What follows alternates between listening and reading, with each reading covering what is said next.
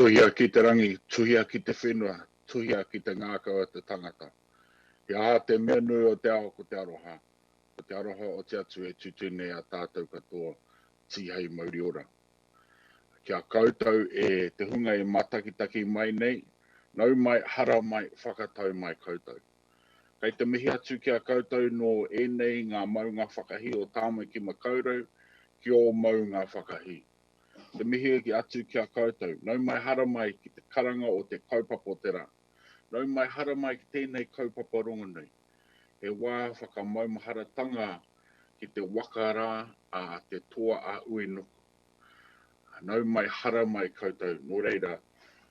Kia koutou e aku rangatire ngā kai kōrero, kei te mihi atu kia koutou. Mauria mai o koutou wairua, o koutou pūkenga, o koutou mahi rangatira, kei wainganui a tātou. Mauria mai o koutou māramatanga, kia mātou i tēnei te wā, a pauri te wā hari hoki. Reira, kei te mihi atu kia koutou e aku rangatira. Anō reira, tēnā rā koutou katoa. A ko waiau, a ko hikirangi te maunga, ko waiapu te aua, ko ngātikau te iwi, ko hurini kā ahau. A ko au te kaiarehi mo te kura tangata i te whare wānanga o tāmaki makaurau. Reira, tēnā koutou katoa. It's a pleasure and an honour to welcome all our viewers, all our participants, and in particular our speakers to this session this morning.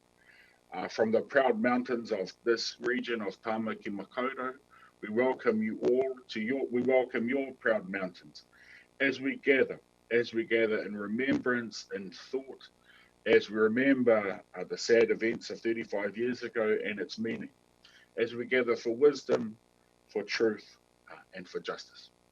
It's my pleasure on behalf of the University of Auckland, on behalf of the Faculty of Arts, to welcome you all this morning to this place, to this important kōrero, to this time of sharing and reflection. And I'll end our welcome this morning by singing a waiata from our local mana whenua iwi, from our tribe here in Auckland, He aha te hau. It was a vision of that iwi of a giant ship coming into the Waitemata harbour here in Tāmaki Makaurau in Auckland. It was foreseeing the arrival of settlers, which was at the time seen as a good thing. That might have changed a little later on. But it is the arrival of a ship and a vision that I think is appropriate. He aha te hau e wawara mai. He tiu he rā ki nāna iamai te pūpū taraki hiki yuta. E tiki nā tu e au te kotu. Oia te pau whakairo katu. Ki wai te mata i o ku wairangi e kōkiri. Nō reira, i aku rangatira e te hunga matakitaki mai ana. Tēnā koutou, tēnā rā koutou katoa. Greetings.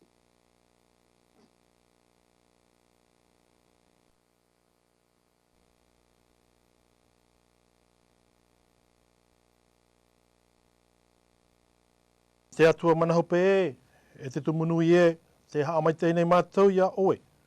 No te i rurura a. Tā mātou i putuputu nei e, i te i poi poi. I te i awatea, i te i re hahi ahi, i te i pō. Hau mātou a wawawai to mātou manao.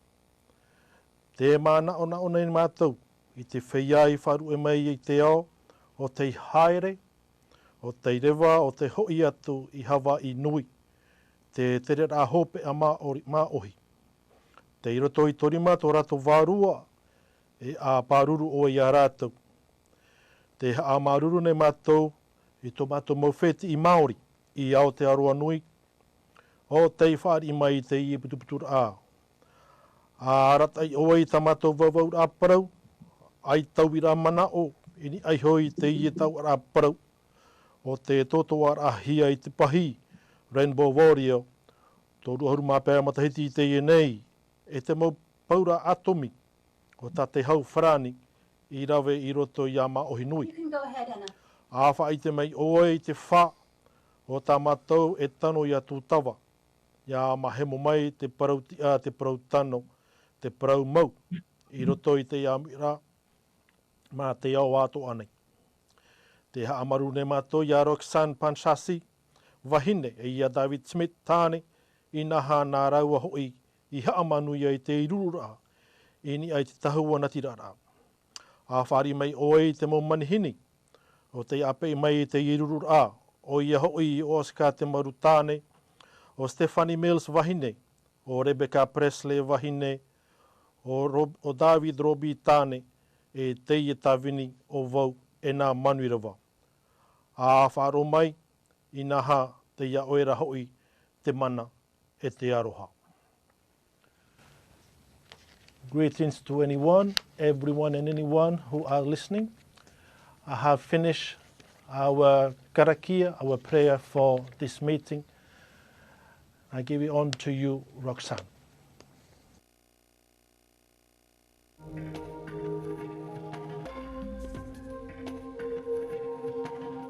The Marshall Islands were the home of the U.S. atmospheric nuclear testing. And a group of people on Wrangell had been exposed to the biggest test of all, a bomb that was 1,000 times more powerful than Hiroshima. Over the ensuing 25 years that they were living there, they experienced worse and worse health situation. So they got to the point where they asked to be moved. They asked their own government, they asked the U.S. government. And when we went out there in '85, they also asked us if we wouldn't help move them off the island. To take part in that Wrangell action was just an amazing thing. I mean, it just dwarfed anything else the crew was going through.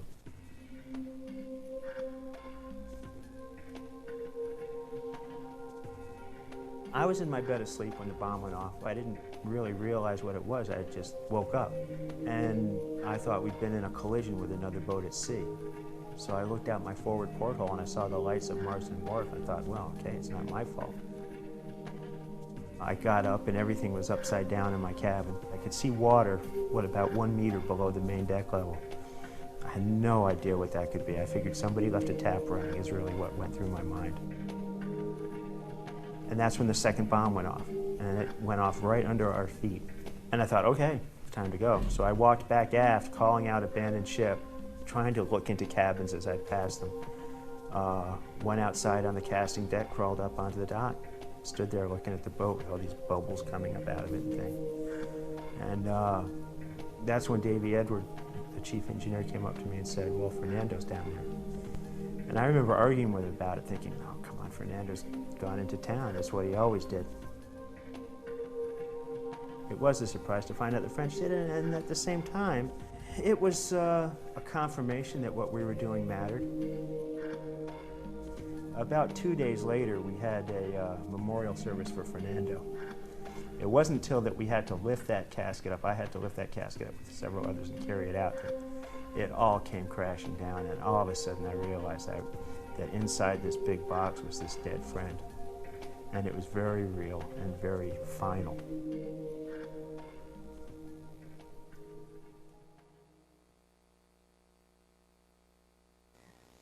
Welcome everyone to this roundtable session marking the 35th anniversary of the bombing of the Greenpeace vessel Rainbow Warrior in Auckland Harbor on July 10th, 1985. My name is Roxanne Panchasi, and I'm an associate professor of history at Simon Fraser University in Vancouver, Canada.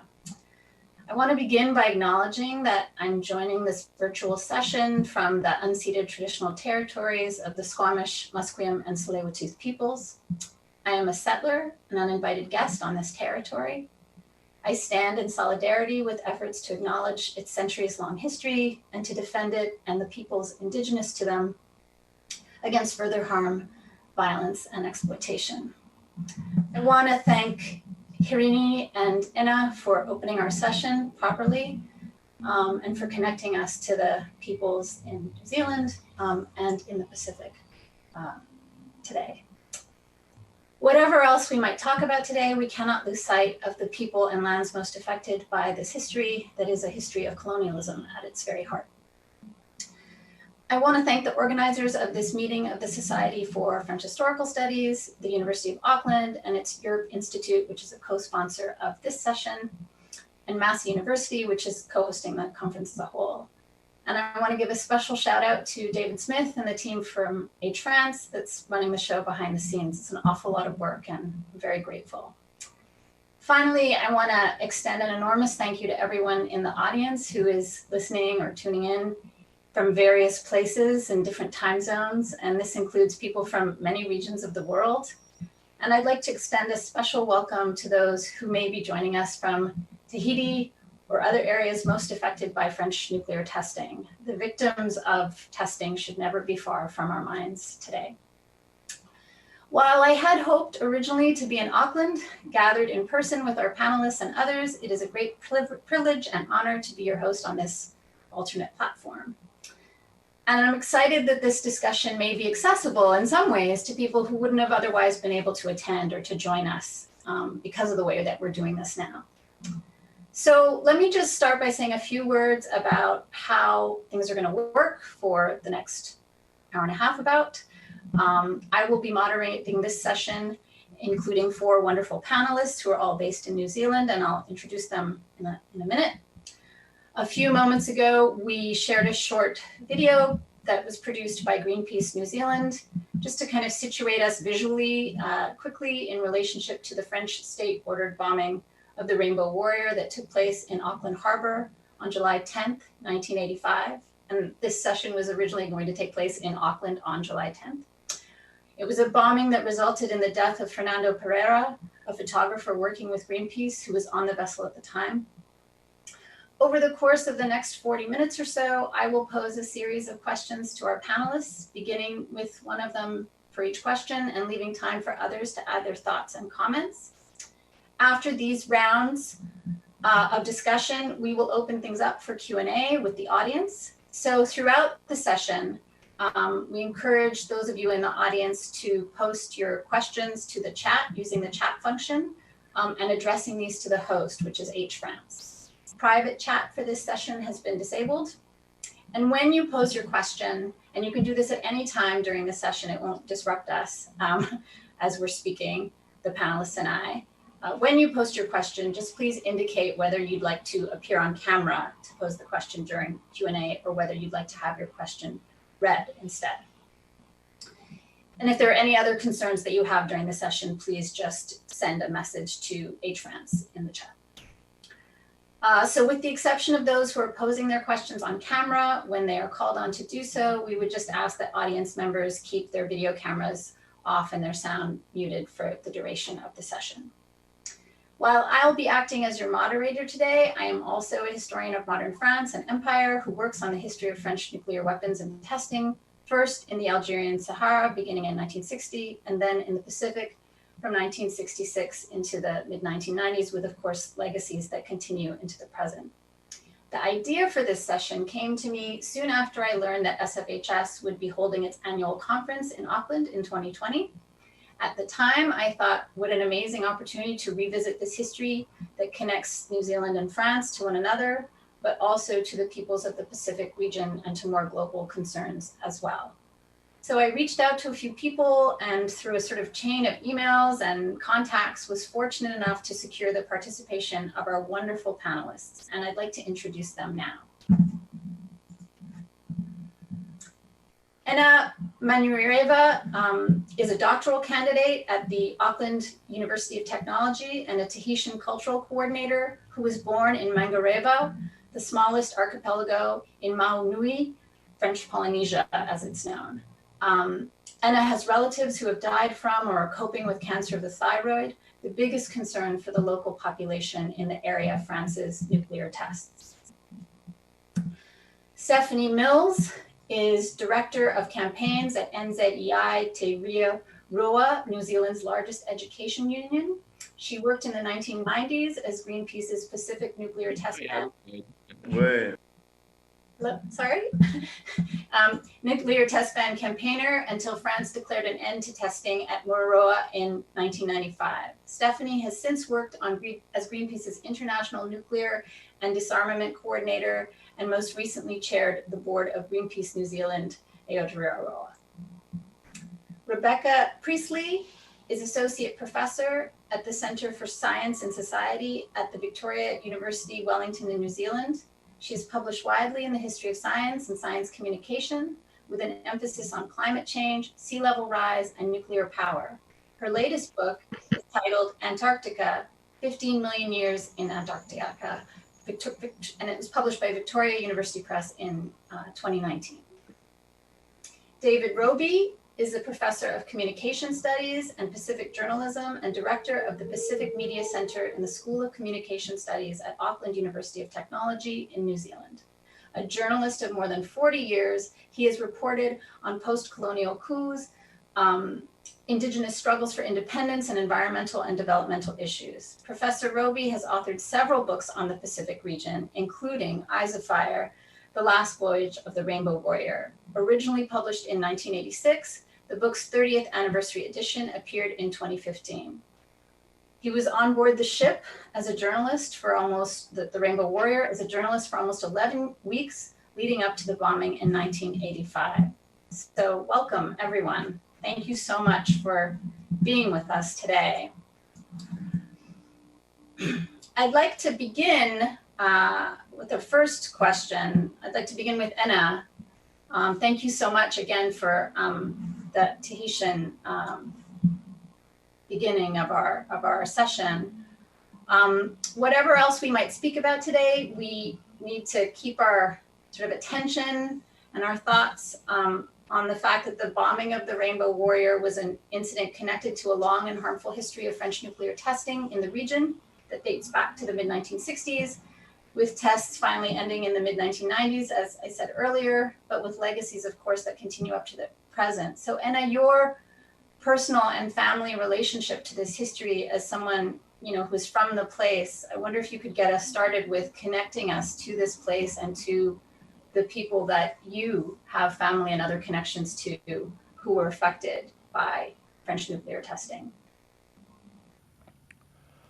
Thank you very much, Roxanne, for this introduction.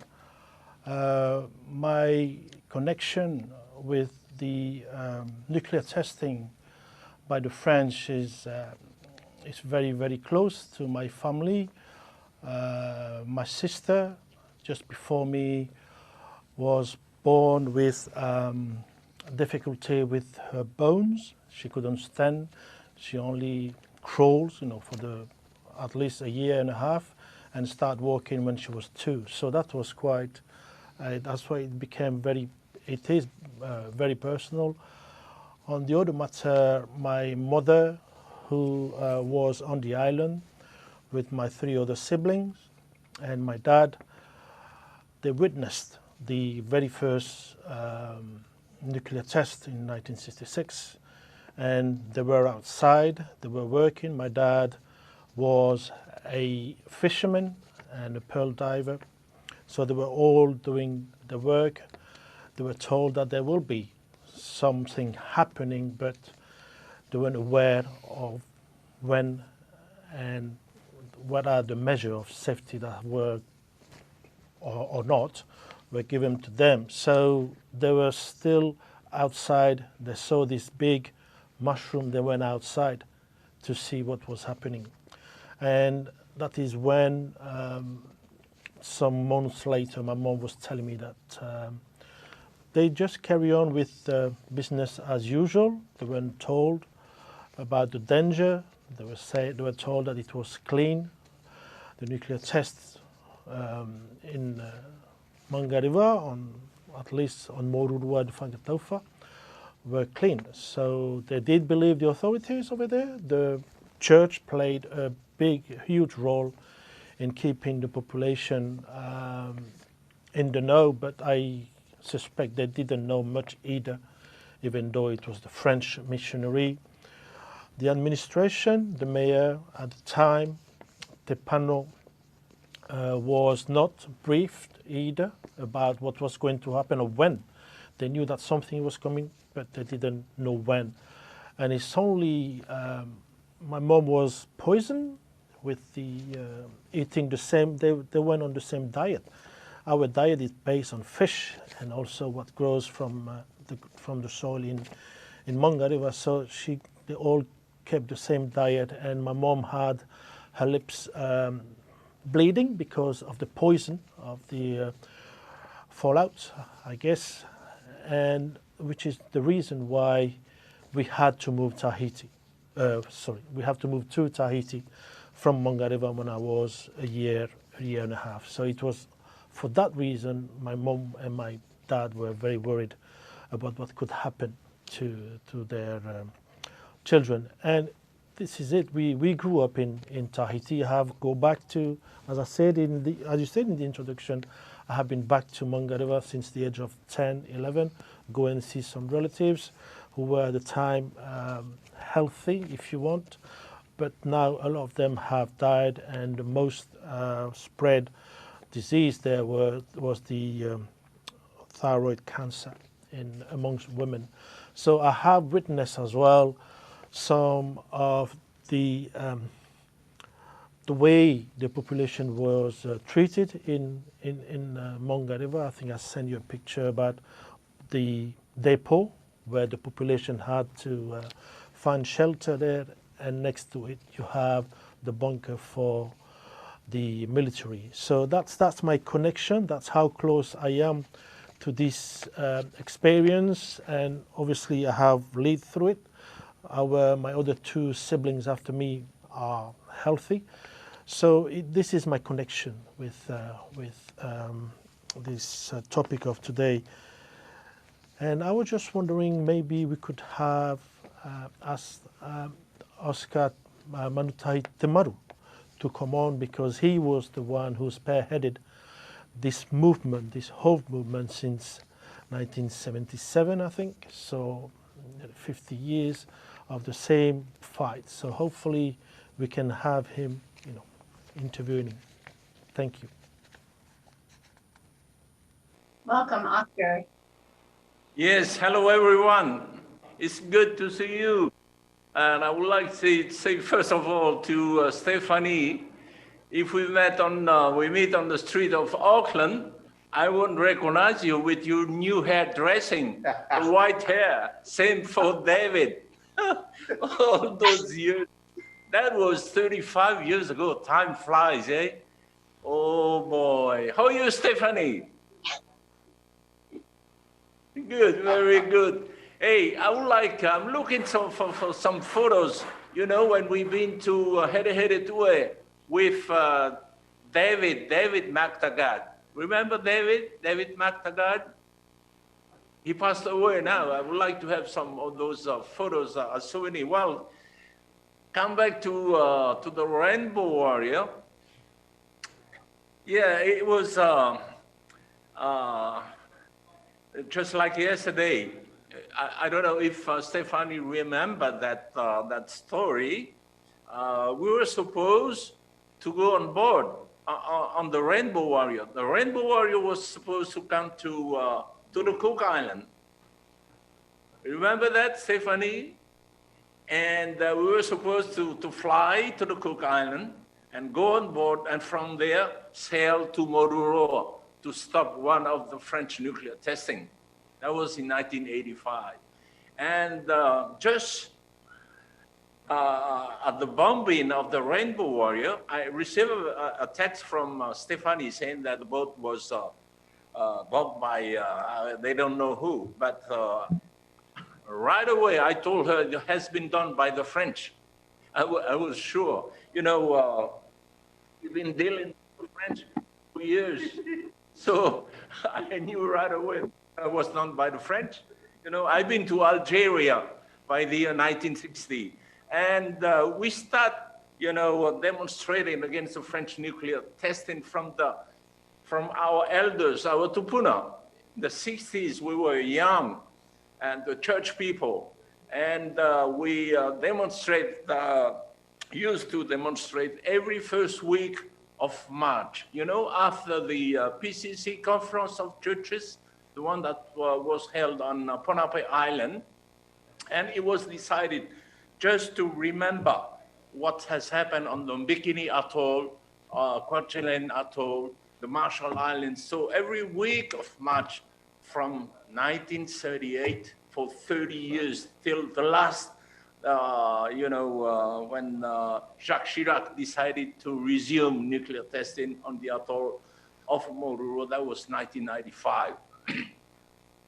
And it's a long, very long story. So that's why I would like to send you a paper. It's not finalized yet, but we'll send you that paper, remind what happened, all those years.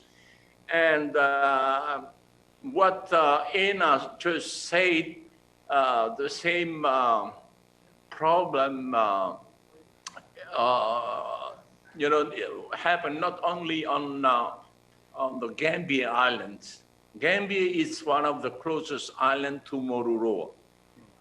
And when they, one of the atmospheric tests, I just don't remember what year was that, de Gaulle general, the famous General de Gaulle of France came to Tahiti. He was on Moruroa, and he was supposed to go to the Gambier Island. But when they pushed the button for that nuclear atmospheric test, the wind blew that way on the Gambier Island. And the lady who was a teacher on the Manuireva, who has prepared the room and the bungalow for de Gaulle, was very disappointed because de Gaulle refused to go on the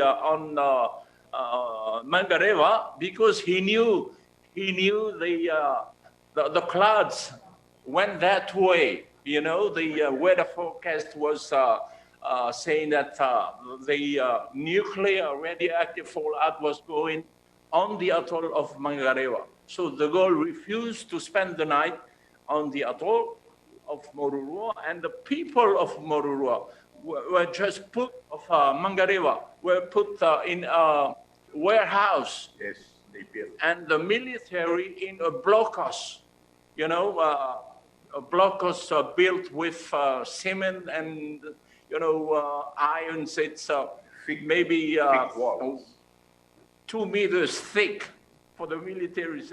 But the parents of Ena were put in a very simple warehouse. And, just a few years ago, maybe 10 years ago, the French decided to destroy all those, warehouse on every atoll. And I told to the mayor of the Gambier Island, who was at that time Madame Richemont, yes, forgot her name, don't just keep it, don't destroy it. It will be, for the next generation. But unfortunately, she had pressure from the former president of this country, who was Gaston Floss. Destroy it, it's not beautiful. We have to clean the atoll of Manuireva. But, the people of the Gambier Island, our people here, I nearly bury every day people here in my city of Afar is the biggest city in population-wise. And almost every day we bury people dying from different type of cancer and so on. So it's I just wonder sometimes what sin have we done to the French to deserve this kind of treatment? Now we have different cases before the court, because do I still have time to say a few more things about what's happening now? Yes, I still have time. I think we were going to ask some of the other people on the panel to about this time, about 1985. But if you're able to stay with us, Oscar, I think we'd like to hear more, especially as we think about how we get to the present and, how we think about the future in light of the legacies of these events. Okay, are you able to stay with us for a little while? Yes. I'm at your, yeah, no problem. I will, okay. I'm free. Well, it sounds like you and Stephanie and David know each other and have known each other a really long time. So I wonder if I could ask, Stephanie and David to just let us know about their connection to that time 35 years ago and those events. Stephanie, do you want to start? Thank you, Iorana, Oscar, and Iorana, and kia ora to everyone. As Roxanne said, this is 35 years since the bombing of the Rainbow Warrior, but obviously a longer time since French nuclear testing started. So I think it is appropriate that we remember people from across Te Moana Nui a Kiwa, across the world actually, who have been impacted. So I think also I'd like to acknowledge Fernando Pereira. For Greenpeace, he was not just a photographer and crew member, he was a friend of many people.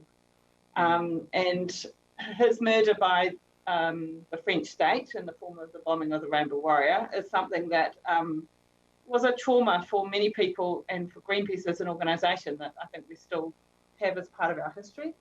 On the positive side, he had a legacy of environmental activism that he passed on to his daughter, which has been great. And I think also his photographs are a very important and still very striking record of the impact of testing in the Marshall Islands in particular. I also wanted to remember today Steve Sawyer, who was on the Rainbow Warrior in 1985. He was a campaigner who really drove that campaign. He died almost exactly a year ago today. Oh. He was also on the Rainbow Warrior in 1995 when we went back to Manuireva, and when the final round of French tests finished there. And he was a very important person and friend in my life and in many people's. And finally, I also want to remember Marie-Therese and Bent Danielson, who for many activists around the world and for activists in Te Ao Māori were an incredibly important bridge. They amplified what was happening in Tahiti to many other parts of the world, and their book, Poison Rain, was, I think, it's probably dated now in many of its attitudes, but it was a very important, very important in spreading the word. And also finally, Roland Oldham from Mororai e Tātou. I think, as Oscar said, people are still dying and people still need assistance, and there's still a job to do. And he was critical in that. So rest in peace, those people. Their legacy still lives with us. And it's so good to have Oscar here. And I think of Tea, Hushon, Vito, Hiro, Parere, Patrick, many other people. My journey from 1985, it probably began before that. My mother was born in the Cook Islands, and so although she's Pākehā, there was always a kind of feeling in our family that we had a wider connection beyond Aotearoa, New Zealand. And I remember postcards of the Free, the first Greenpeace vessel that sailed in the Pacific, on our mantelpiece when I was probably 6 or 7.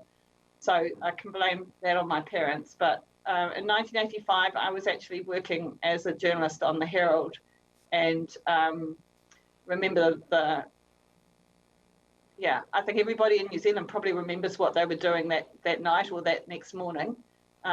It's become something that was that's been part of our history as a country. But of course, it took a long time to get justice for Fernando and we're still, I guess, in the tail end of that history. So that's really kind of my connection. Yeah. And then I joined Greenpeace and worked for it. David, you, when I introduced you, I said that you were on the vessel and you'd spent time on the Rainbow Warrior. Do you want to say more about your connection to these events as a journalist and your history of connection to the Rainbow Warrior story? Kia ora tātou. Manu. Roxanne, thank you very much for that introduction and so on, and I was very delighted to be part of this panel to share these events. And I really would like to give credit to Oscar Temaru, because in my early years reporting on French, the politics and pressures on Tahiti, I covered several elections there as well. Oscar was always the inspiration for us. And like Stephanie, I'd like to acknowledge a few people as well. The book Poisoned Rain from Bangton Murray Danielson was mentioned a few moments ago, but I'd like to go back even further, and that was the original book that they did, Mororo Monomor. And for many of us involved in reporting on environmental issues and French nuclear testing in the Pacific, that was really our Bible, I suppose, in the early years. I also like to acknowledge Fernando, who was a friend and on board the Rainbow Warrior. In fact, we had cabins quite close to each other. And also, Stephanie mentioned Steve Sawyer as well. Of course, he was such a superb campaigner, very impressive, and it was a pleasure and privilege to be with those on board. Just my own background in being involved was a connection with France that went right back to when I was a 17-year-old. And I went to I was a New Zealand representative at the World Scout Jamboree in Greece. And on that trip, spent some time in France. I was 17 at that stage and vowed that I always go back to France. And in the 70s, I worked for Agence France Presse, the news agency. And ironically, this is when I became interested in our own backyard in the Pacific. It was only then that I became aware of French policies in the region, particularly the sort of repression against the independence movements in both Mahonui and also New Caledonia, the Kanak struggle for independence. So I became aware of those, and then also the nuclear testing, which at that stage didn't really get much, a lot of media coverage in New Zealand at the time. And I remember the first few articles when I was working for AFP, for the Herald, I think it was at the time, and the New Zealand Listener, was actually about the French nuclear testing program. I remember one article that was played across the Listener, Mororo, Atoll of Great Secrets, and that was one of my earlier articles. But how I came to be on the Rainbow Warrior was at the time I was a freelance journalist specialising in Pacific affairs based out of Auckland.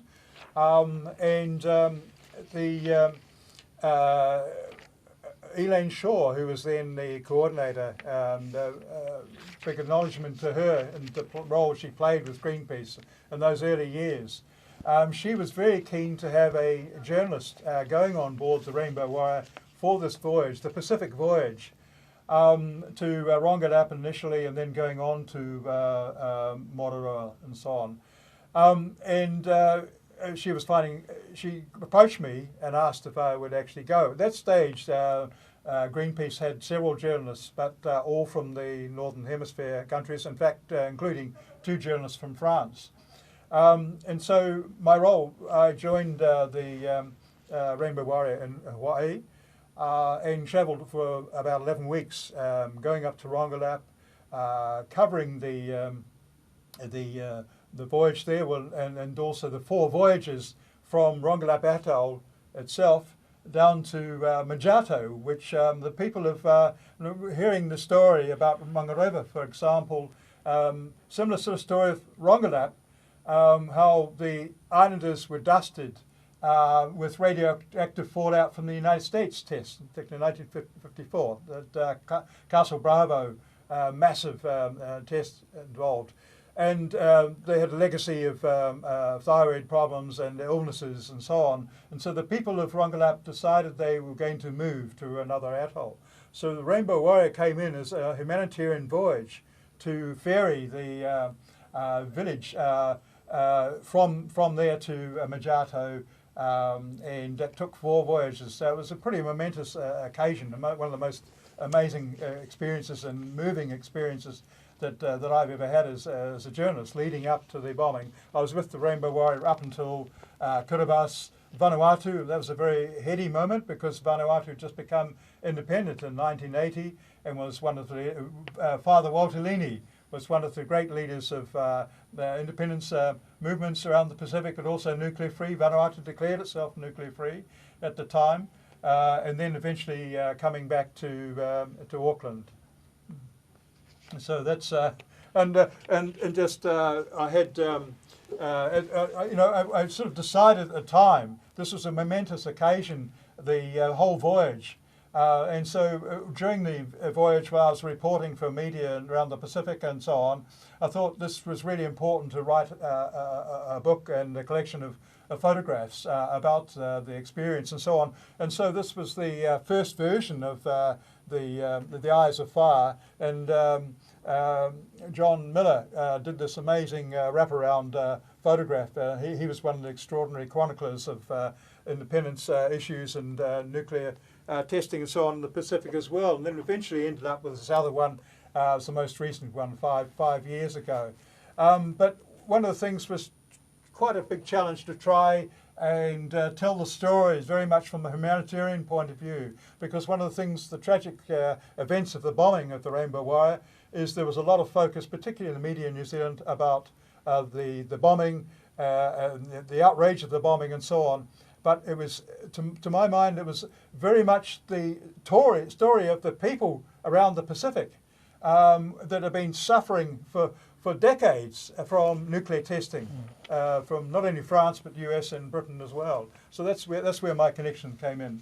Thank you. Thank you so much, David. And I think, yeah, I mean, we talk about this event as something that we're marking the occasion of, the 35th anniversary of, but that it's connected to all of these other things and really alerted people in a particular way to a much longer history, as you say. I want to say one thing first, which is that it was my intention to get you to sign my book, David, but we'll just figure that out another way. I want to bring Rebecca into this conversation. Rebecca, who you've worked on the history of science and technology in New Zealand and elsewhere. And I guess, starting with you to ask the question of, in that sort of bigger picture of the history of science and technology and the history of, I guess, nuclear New Zealand, how would you situate this moment, that moment, July 10th, 1985, as a kind of turning point and important, and what was your connection to these events? Well, my connection, I was 18 at the time. It was like a week after my 18th birthday, and I was living in Christchurch and training to be a meteorological technician. And I did look in my diary from that time, hoping that, I might have expressed a bit of outrage that I could share here, but it was actually mostly about boys and angsting about what I was going to do with my life. But I do remember following the events on the news and feeling a lot of anger at the French government and also a sense of pride that we were able to apprehend the agents so quickly. And, when you're 18, things are pretty black and white. And French government and France became the bad guys. And, we started boycotting French products and stepping up protests against French nuclear testing. And I do remember back then we called baguettes French sticks, and, we weren't going to have that anymore, and we started calling them Kiwi sticks as a kind of protest. But, the bombing did have an influence on my life. I read a different book, not yours, David, sorry. I read Michael King's The Bombing of the Rainbow Warrior, which came out the next year. And at that time, like most teenagers, I kind of thought the world was heading towards some kind of nuclear Armageddon. Thankfully that didn't play out. But then later, after I'd been to university and I started doing some work for the Institute of Geological and Nuclear Sciences and learned a bit about New Zealand's nuclear history, I saw this kind of disconnect between our nuclear-free identity and this, nuclear history that we had. And so that became the focus of my PhD research and the book that followed. So in terms of its situating it in New Zealand history, I think that the bombing of the Rainbow Warrior was a really pivotal event. So it helped cement New Zealand's nuclear-free identity. So by this time, July 1985, there was already widespread opposition from the public to French nuclear testing. And just 1 year before, in July 1984, the Labour government had won the general election on their platform of seeking to establish a South Pacific nuclear weapons-free zone. And by the end of that year, most New Zealanders were living in cities or regions that had themselves declared themselves nuclear-free. And so Labour's nuclear-free policy was put to the test in January 1985 when the Americans requested access to New Zealand's ports for the ship, the USS Buchanan. And because of their neither confirm or deny policy about whether or not they carried nuclear weapons, they were refused entry. So the US response to this was they were very angry and excluded New Zealand from ANZUS agreement. And this added fuel to public support for the nuclear-free policy, because we're a small country, but we don't like being told what to do by powerful foreign governments. So the bombing of the Rainbow Warrior by the French government was really a last straw. But I do want to note that this was against quite a complex and nuanced history in relation to things nuclear. And that's really what I've written about in my book, Mad on Radium. So New Zealand had supported the British nuclear testing efforts, also in the Pacific, in the 1950s. But by the 1960s, when France started testing nuclear weapons in the Pacific, we were officially opposed to nuclear testing. So in 1973, there were two New Zealand Navy frigates that had joined a flotilla of ships in protesting at Mororoa. And New Zealanders had been marching in the streets in protest at French nuclear testing, American ship visits. But kind of there's this parallel history in which New Zealand prospected for uranium. We developed plans for a research reactor, a nuclear reactor in Lower Hutt.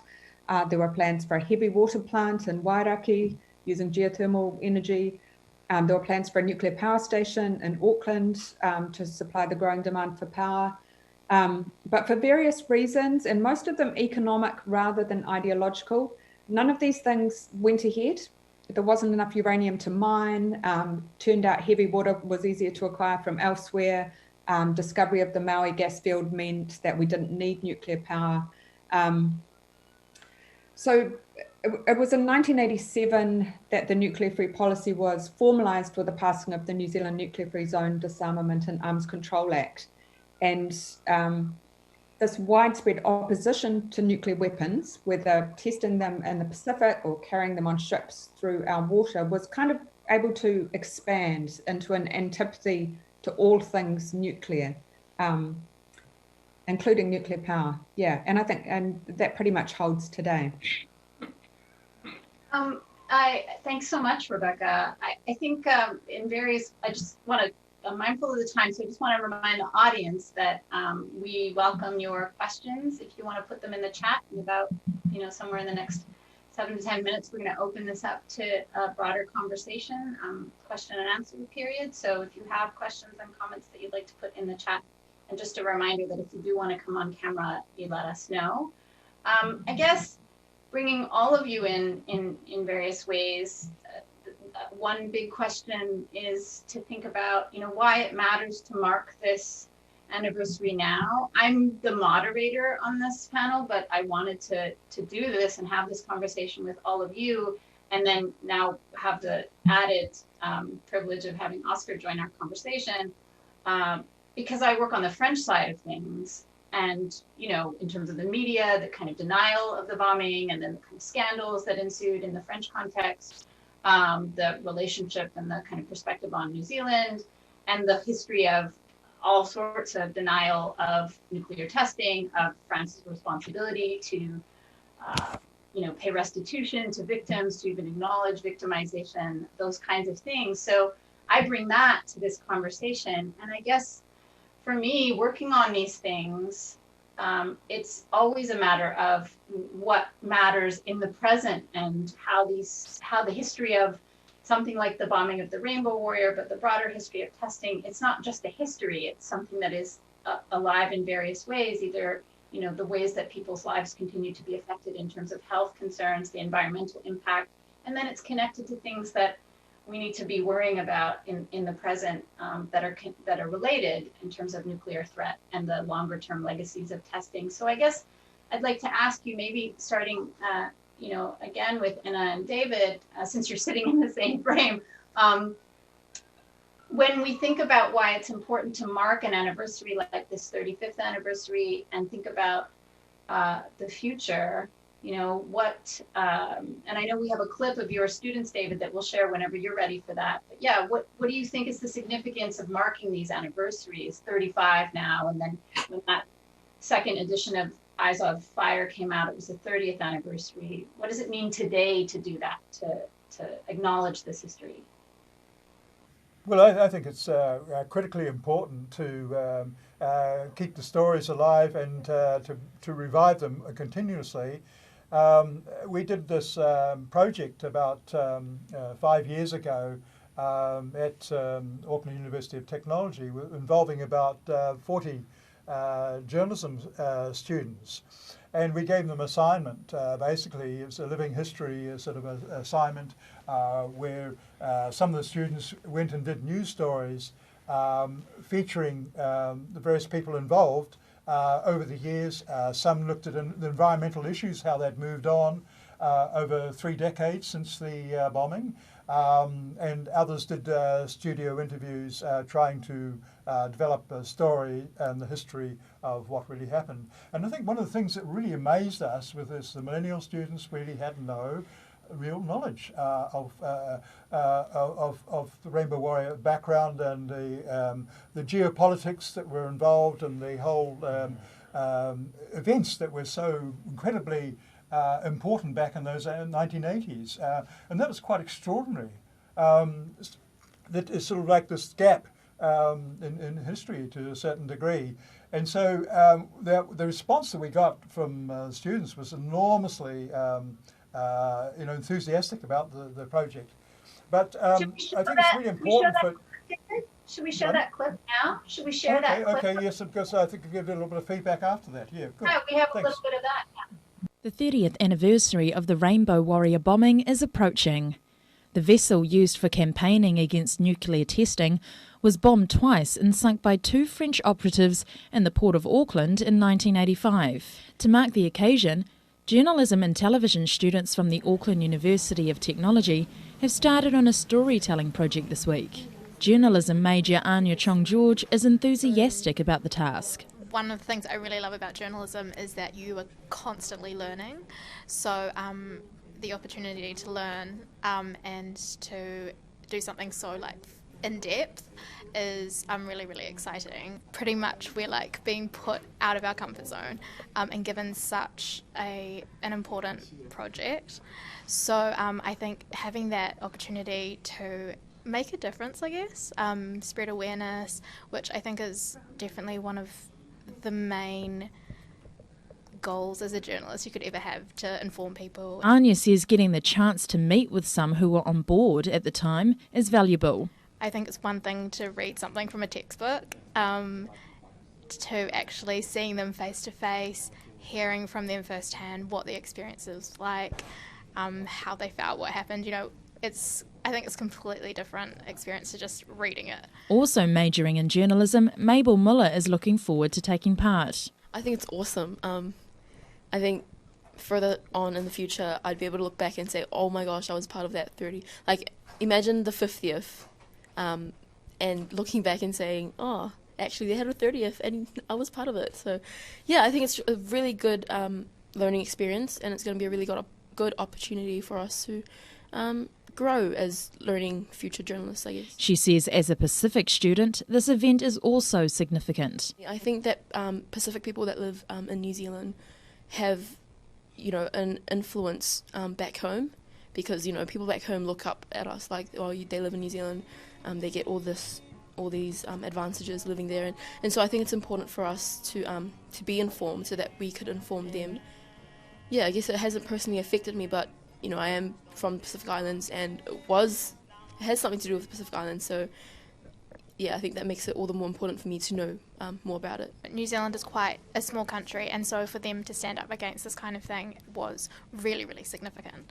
And I think it's quite important for the Pacific nations to know that they don't have to be, you know, like manipulated or forced into something that they don't believe in. Both think opportunities like this are important for journalism students to jump into, for experience and to inform others. For me, it's more about experiencing it and learning and growing as a journalist, and like, okay, that's how that goes. I think if I didn't know this as a journalist, how much more so do other people who don't, you know, who aren't open to like this kind of work and things. And so I think it's really important. I think also because now, obviously with climate change and all that kind of thing, like environmental issues are such a huge talking point at the moment. So definitely like the next generation should really be aware of this, and I wish I had learned more about it when I was in school. So yeah, it's great to get the opportunity to actually learn now.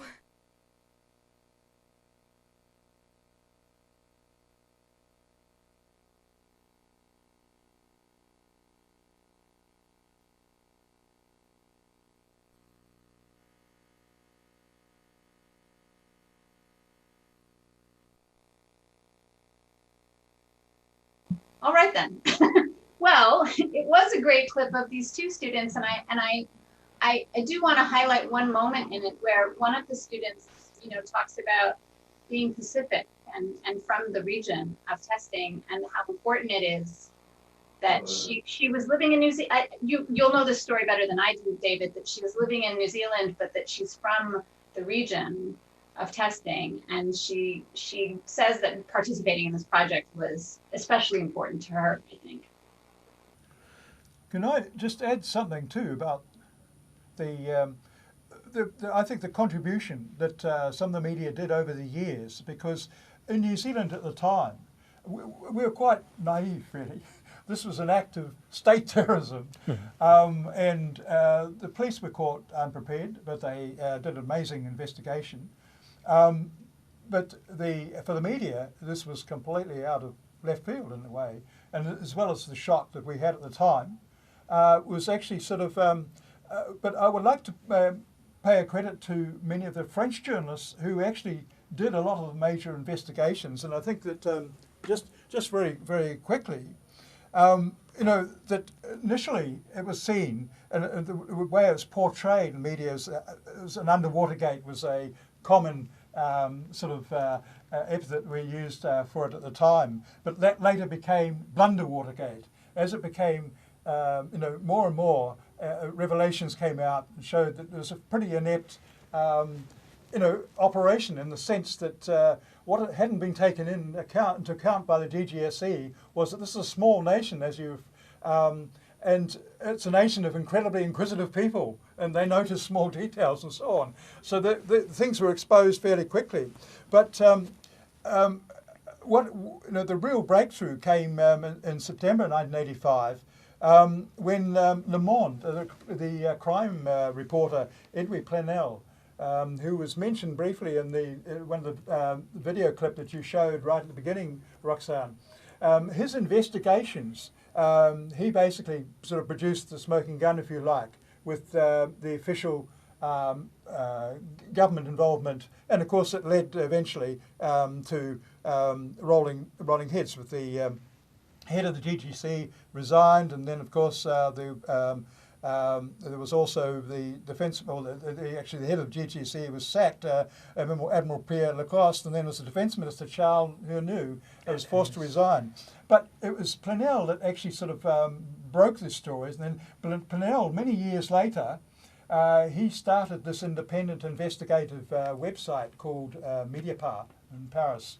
And so different stages over the last 3.5 decades or so, there's been new revelations, and it's taken a long time, but more and more layers, if you like, of this incredible story have been peeled back. And it took 20 years later that it was revealed that President Mitterrand had given the green light to the operation in the first place.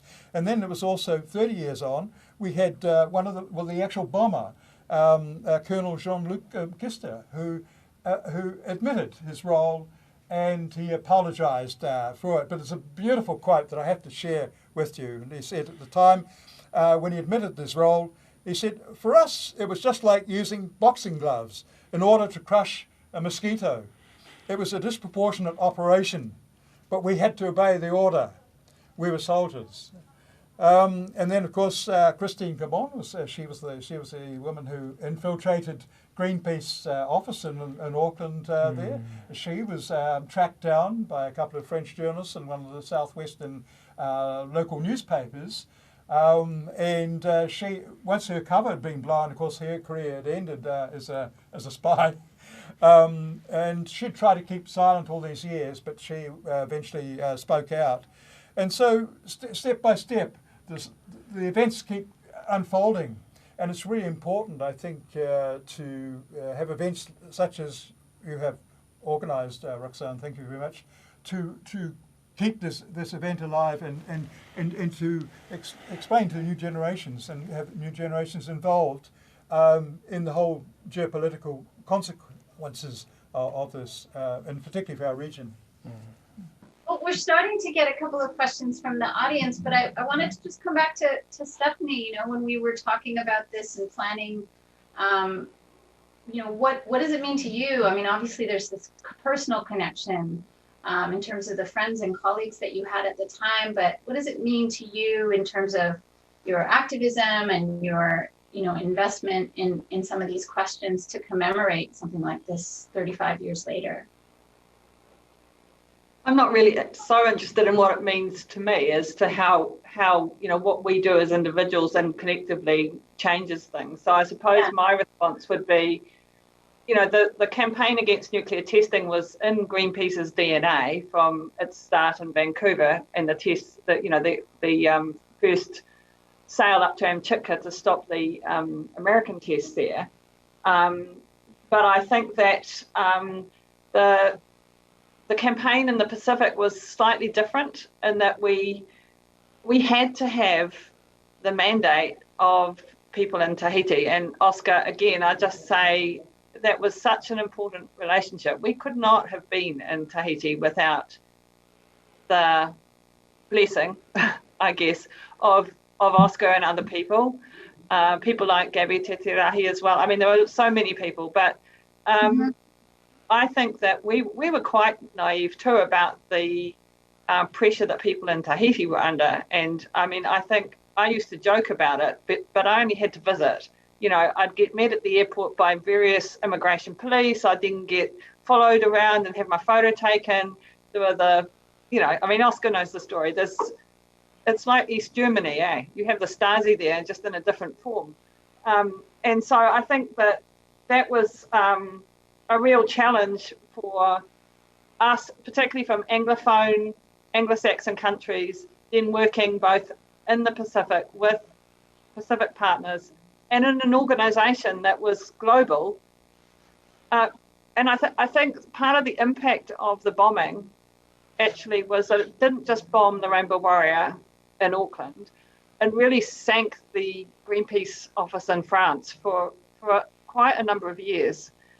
Because of the way the French government portrayed the bombing as almost like Greenpeace's fault, I think, in France. And so it was another kind of trauma. And I remember meeting with people in Greenpeace France several times, every time before we went back to Tahiti, because it was such a big trauma for them.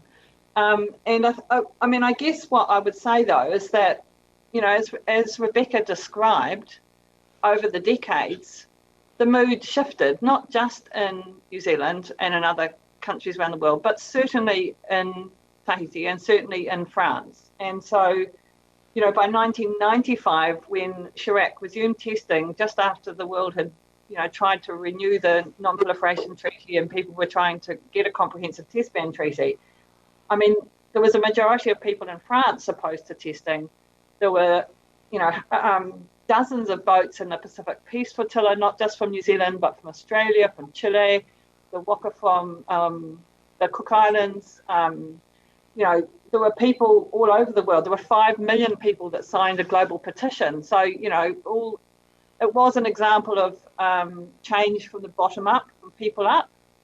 And certainly while Greenpeace was in the limelight because of its role, it wasn't something we did on our own. And I always think about that concept of a billion acts of courage, that, no one person, no one organisation can take on these big systems and state interests in the sort of nuclear state without an enormous number of people's efforts. So I guess when I'm talking to students now, because the Rainbow Warrior bombing and the nuclear-free legislation is now a core part of the history curriculum in New Zealand schools.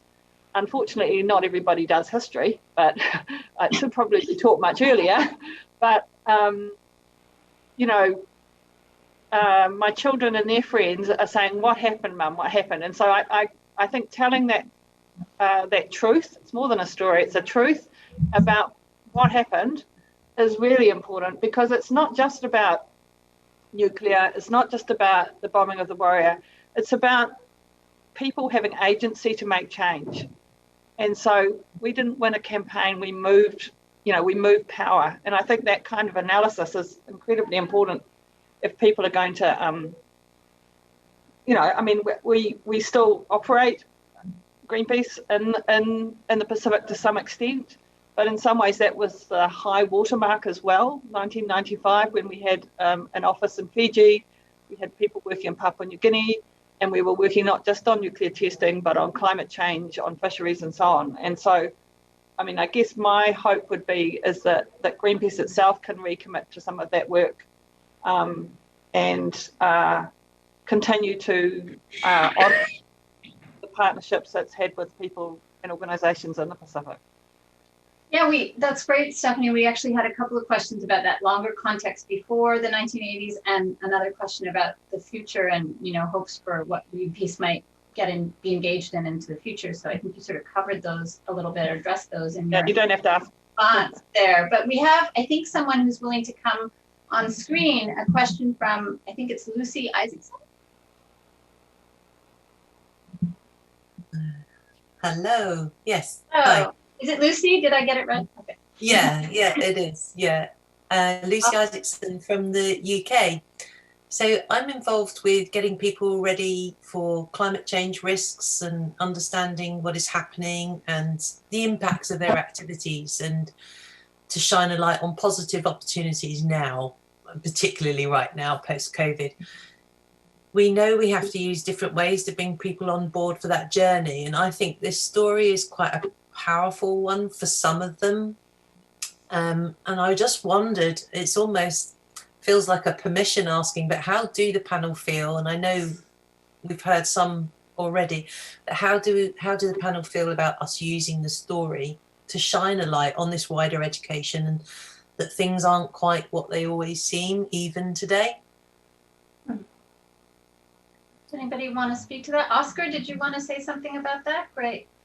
Yes, please. I would like, first of all, to say thank you to Stephanie, to remember Bang and Marie-Therese Danielson, because those people were very strong support for our people down here in Tahiti. And if I can show you this photo, this man is a congressman in the US, and we were arrested together. I don't remember what year was that. This is Eni Falio Mavinga. We put in jail in Moruroa, on Moruroa Atoll. And it was the President, Bill Clinton, sent a fax to the French ambassador in Washington to free him right away, quickly. And in the middle of the night, the admiral, the French admiral, came in jail and tell us, who's that guy, Falio Mavinga? He said, it's me. And well, you follow me, because you're free. We get a message from Bill Clinton from Washington, follow us. And he said, no, I'm not alone.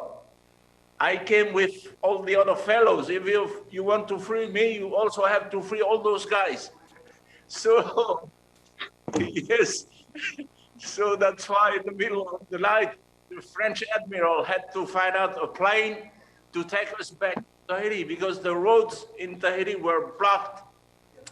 And if I have time, I would like to tell you those two big issues, the French nuclear testing and our freedom, our fight for the freedom for our self-determination are tied up. You know, till now we have the consequences from the decision taken by de Gaulle in 1960s to use Manuireva for the French nuclear testing, you know? And our country, our local people has been hugely impacted by the French army, the French politics, the colonization of our country, and I should say the neo-colonization of our country up until now.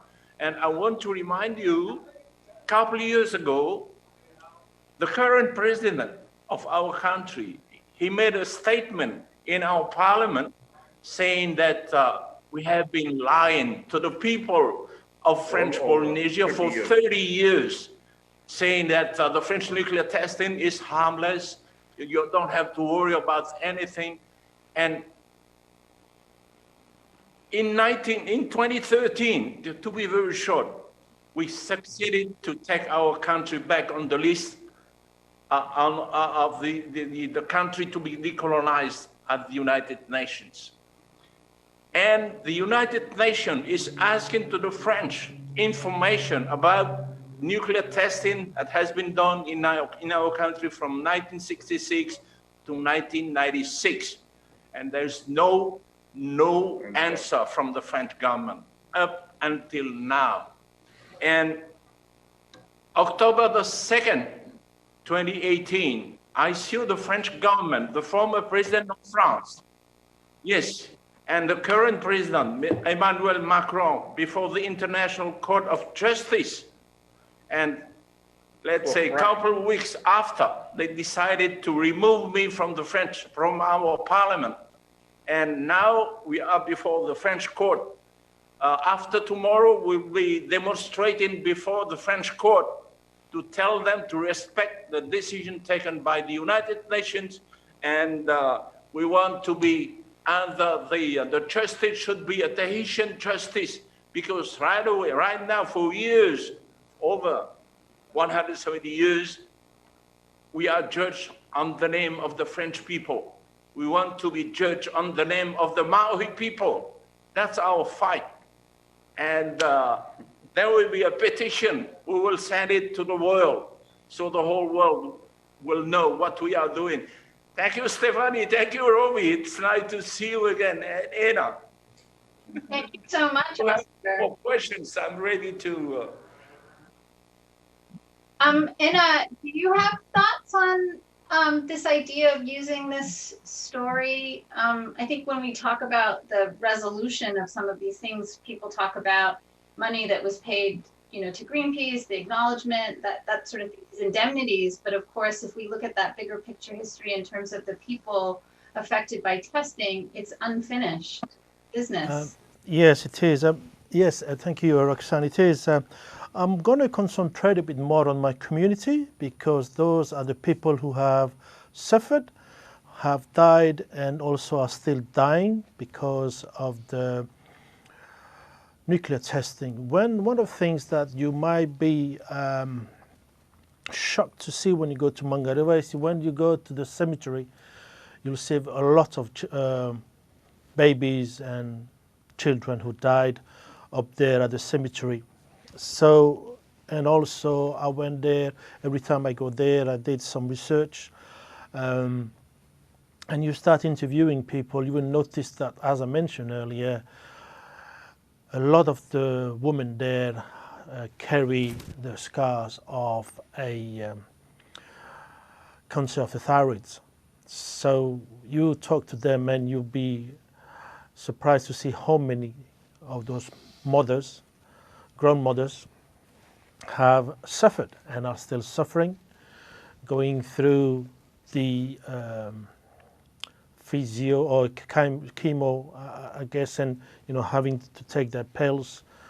And that's my take on this. Why we have to commemorate. We go to Tahiti because we got a bigger impact from the supporters, starting as well with Te Maru, but also with one of our priests, local priest in Manuireva, whom I would like to acknowledge. Carlson, Father Carlson, he's been quite involved in this movement, although he had some pressure from the government, from his church, from his bishop, but he has carried on fighting for justice. That's what he's looking at. He's looking at justice. I would like to go back to what Te Maru just said, Oscar, is that our actual French president in Tahiti said, I was a part of this mob. He mentioned himself. He was a part of this mob who have lied to the population for the last 30 years. And it just shows you how much the population that was close to Moruroa, Whakatauwha, Tureia, Marutea, all those people have also suffered. And Manuireva, mostly because it's an island, so the clouds will stop over our island and will pollute and contaminate the environment and the waters around it. One of the things that was quite, for me, poignant is that in Tureia in 66, or 67, I guess, where all the population, all of them, were taken away from Tureia to go to Tahiti to celebrate the July 14th.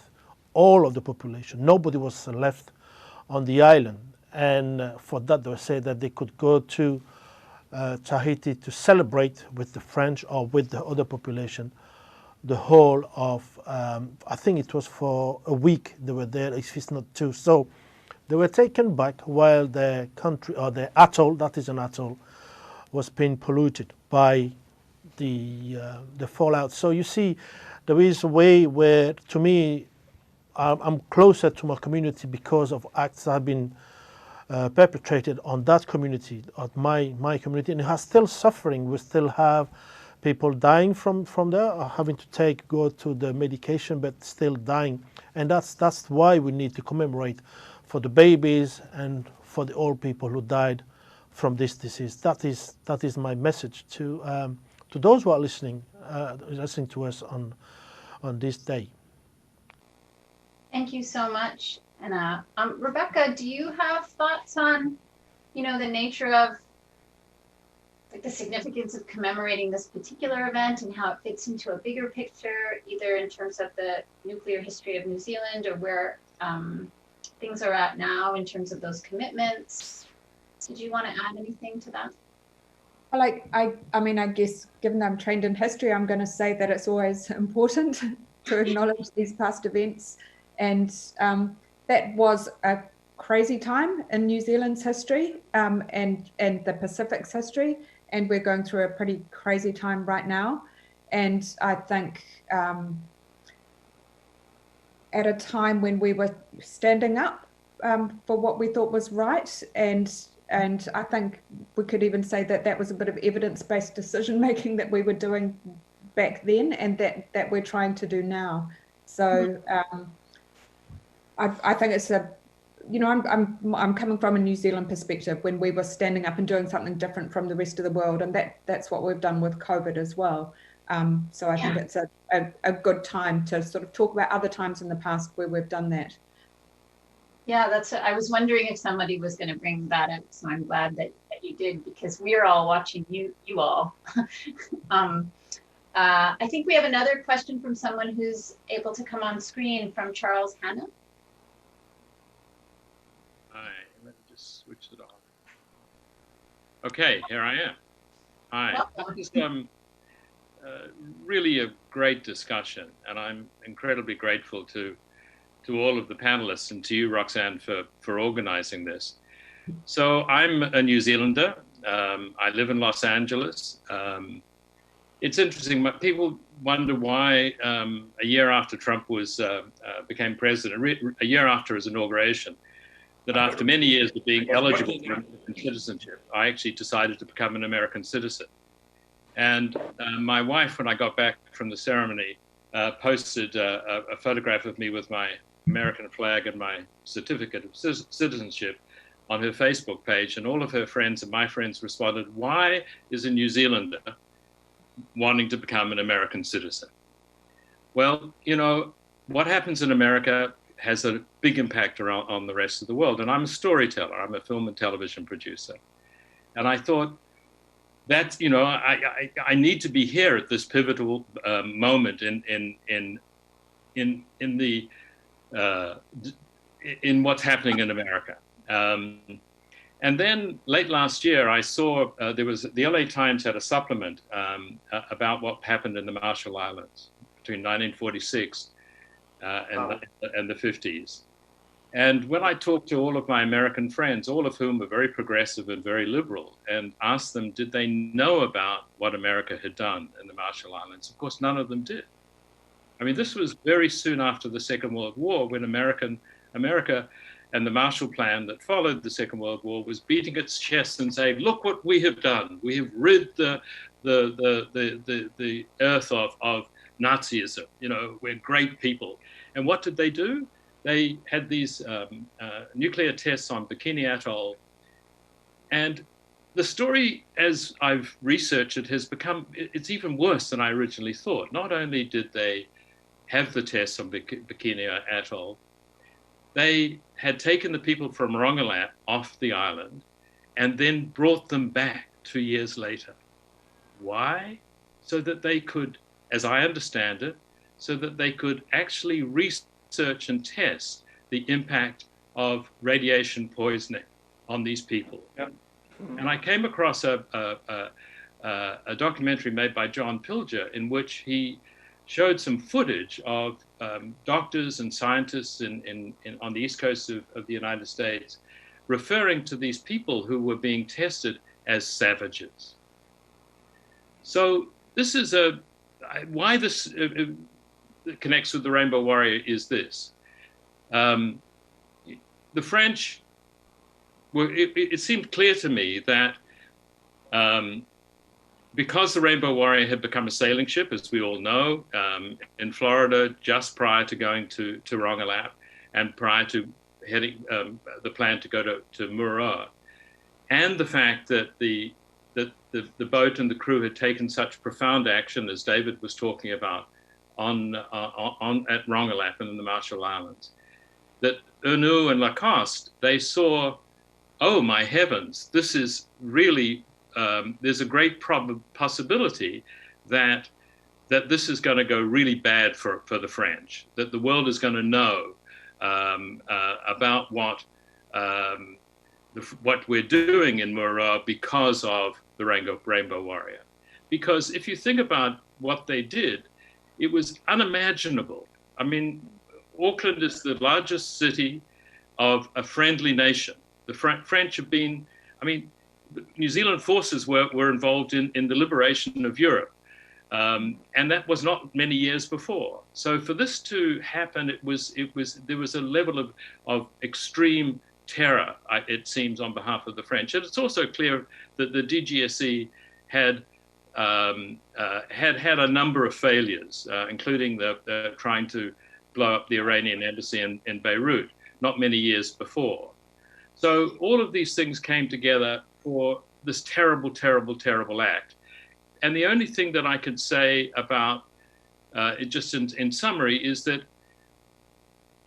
it's giving us an opportunity, me as a filmmaker, an opportunity to tell a bigger story, a story that's almost too late about environmental struggle, about the environmental struggle we're all in.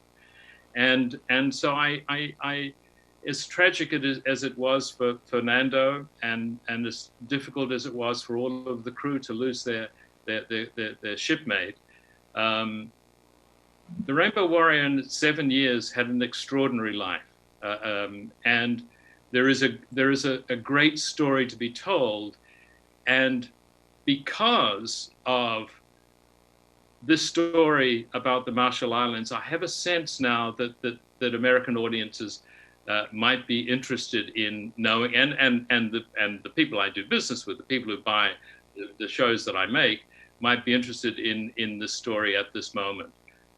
Also, of course, because of COVID and because of the Black Lives Matter protests, all to do with colonialism. I mean, that's really the beginning of the Black Lives Matter protests around the world. So, so there is perhaps, what I'm trying to say is that I'm very inspired by this conversation. I'm very inspired by the opportunity to tell a story about the Rainbow Warrior, not about the bombing, but about, you know, a group of people who came together from all parts of the world and did some truly, truly, truly remarkable things. And maybe to let people know in the United States about America's history in terms of its own nuclear tests. Because I'll just finish with this. Not only did America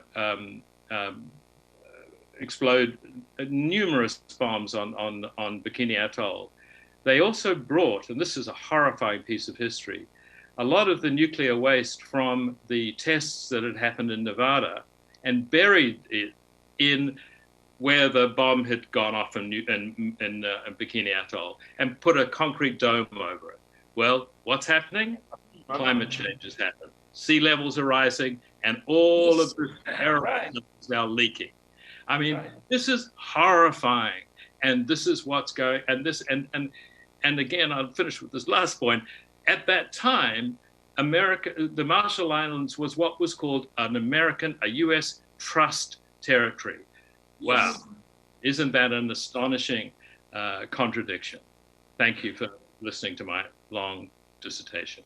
Thank you, Charles, for coming on camera. It's what you just said is connected to a question that we got from Sri Krishnamurti about the contemporary challenges for people and territories in the Pacific Islands who are affected by testing. The long-term legacies are there, and we've talked about that and the health consequences. But then, yes, also this question of the containment of the materials that were released by tests, and whether or not that those materials pose ongoing future threats into the future. So a sort of the idea that there will be another, either slower in time or at a crisis moment, sort of leaking and other kinds of things that will further harm the population and the environment in that area. Does anybody want to say anything about that? Oscar, did you want to say anything about that? Yes. You know, I just told you in a couple of days we'll be in front of the court of the French court of propriété, because you know, the plan of the French government, they're trying to close Radio Tefana. Radio Tefana is known throughout the world as a nuclear-free radio, you know, and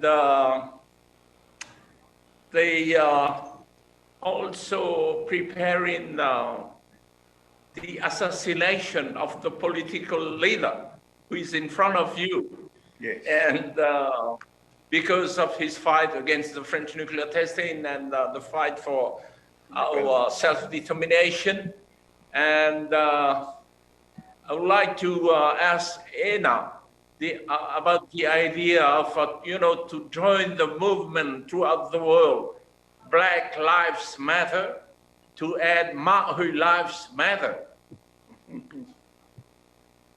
What do you think about that? I thoroughly because agree our with people you. are dying of, because of the French nuclear testing, and the future generation. It's worse than, you know, it's a kind of racism from the French government. Yeah, Oscar, I think I'm just talking to David Robie here. We're going to use it as a hashtag. I totally and thoroughly agree with you. It is on behalf of the people, as I said, who are still dying. We need to have a movement that says, you know, we are here to protest about what happened in French Polynesia against our will, that's for sure. French occupied Polynesia. French-occupied Polynesia or Maohinui against our will. And this is a movement that we were hoping, David and I, to talk about a bit more, and also trying to make this new generation here in New Zealand, but also all over the world a bit as well. In Tahiti, I know that there is a big movement of young people taking on this new baton, taking on this new project of making themselves making their presence felt as new future generation to stand against colonialism, neocolonialism, as you mentioned it, because it is important. We are, especially the small island like Manuireva, a very small island, where we are very dependent on what's happening in Tahiti or what's happening in France. So we need to join. We need to join this kind of movement, saying that we are here, we are small, but we can put all of Europe within Maohinui. So it's a movement that should be absolutely should be born from out of this conference or the conference to come, in order to make people aware of this movement, this anti-colonialism movement that we are setting up, I guess, David. Yes, I would like to say thank you to the guy from LA, from the United States. He made his, it's really, that's the truth. That's a great idea. It's the colonial situation of our country. And that's our fight for over 40 years now. So you're right, we have to sensibilize and conscientize the new generation to take up the flag and go forward.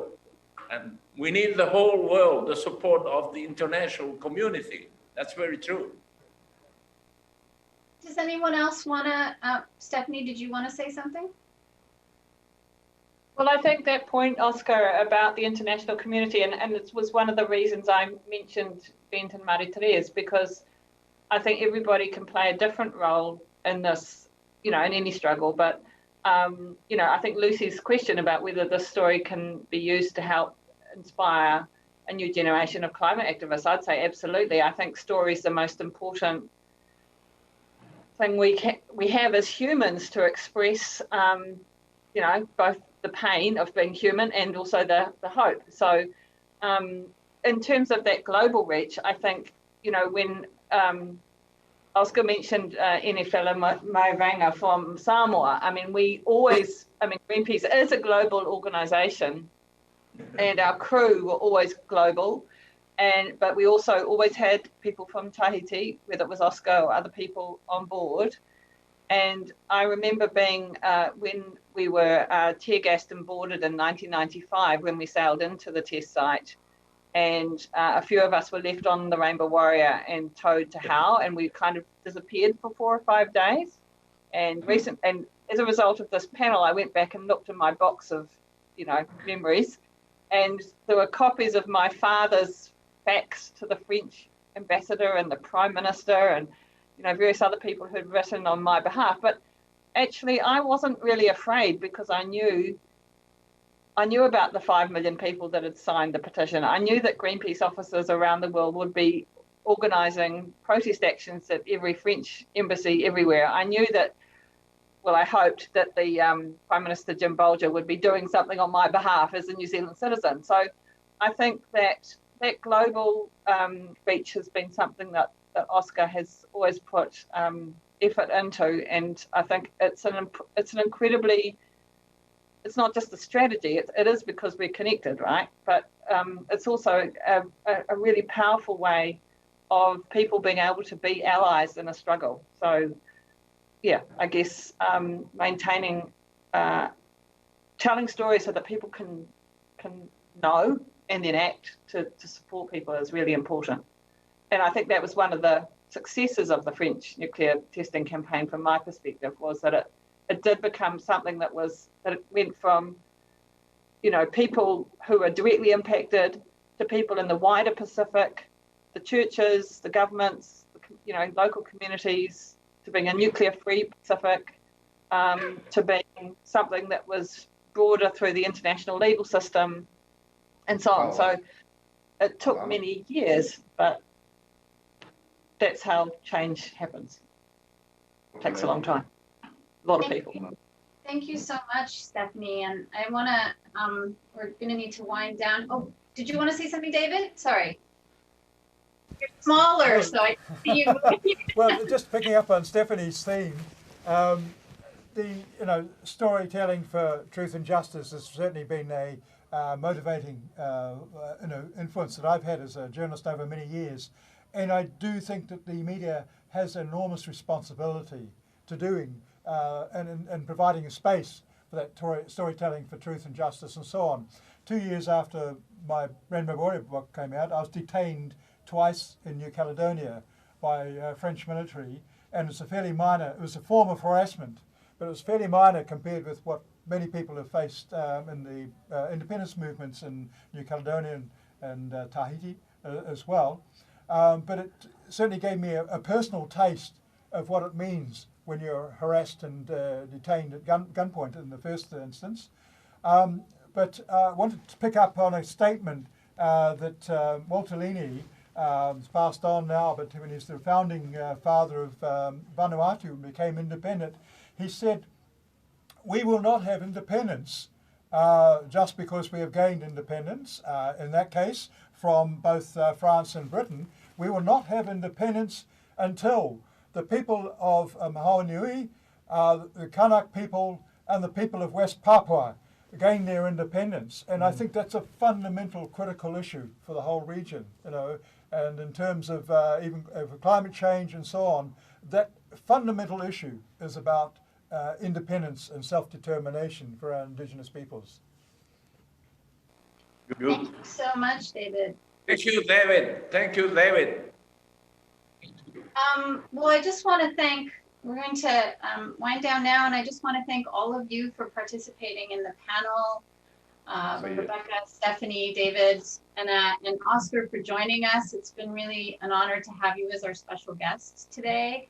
I also want to just one last time acknowledge Fernando Pereira. We talk about the vessel and we talk about this history, but it's important to keep in mind that this isn't just the memorial of an event or a ship, but of a person whose life was lost, and all of the victims of nuclear testing who are continuing to live with the legacies of these tests. And then, yeah, the future, to keep those things in mind, and the future that includes decolonization efforts. I think all of that is very important for us to hold. And I think Enna is going to close our session. Are you ready for that now, Enna? Yes, Roxanne. Okay, thank you so much.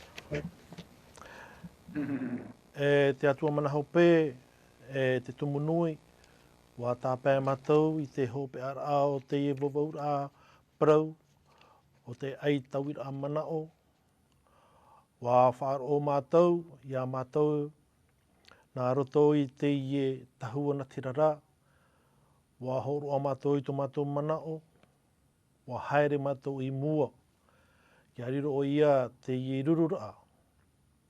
E rurura no te whaia e pohe nei, I roto ia maahunui, o te irohia I te ati, nā roto I te maupaura atomi I rawahia.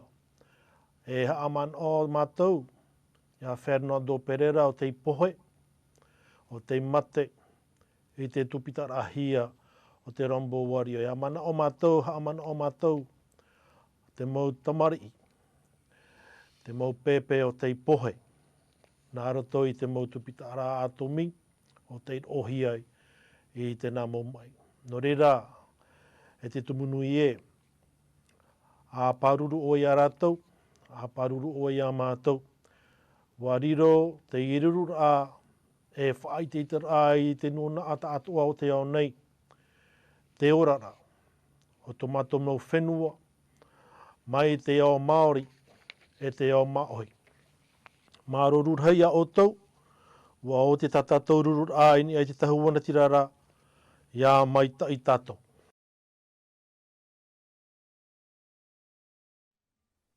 Kia ki a tau.